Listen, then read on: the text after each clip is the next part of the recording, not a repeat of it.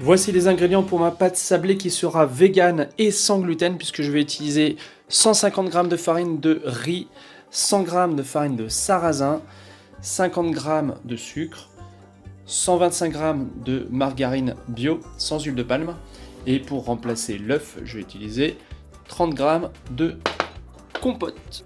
Je commence par mettre la farine de riz et la farine de sarrasin. J'ajoute la margarine et je mixe.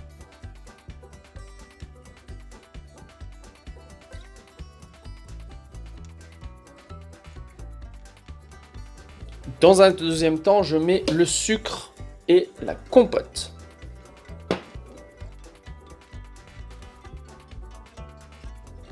La texture fait penser au sable d'une plage mouillée. Je vais rajouter justement un petit peu d'eau, un quart de verre pour réaliser l'amalgame.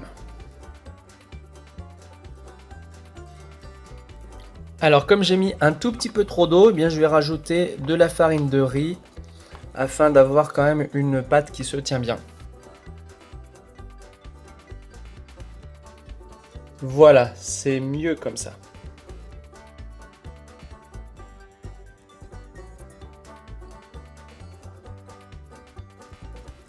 Ensuite, tout simplement, je referme ma petite boule de pâte qui va prendre une demi-heure au frigo. Alors, je vais refariner un petit peu parce que là, c'est légèrement humide quand même. Je l'étale. Déjà à la main, ça va faire une grosse partie du travail.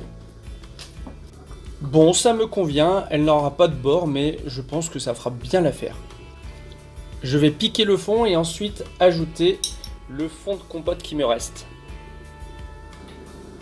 J'ajoute les quetchs.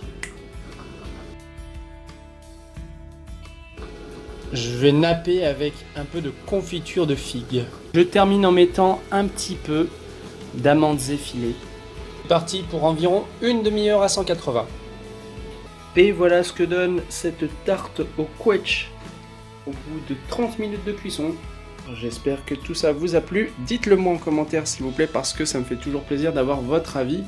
Merci et à bientôt sur Equiliforce.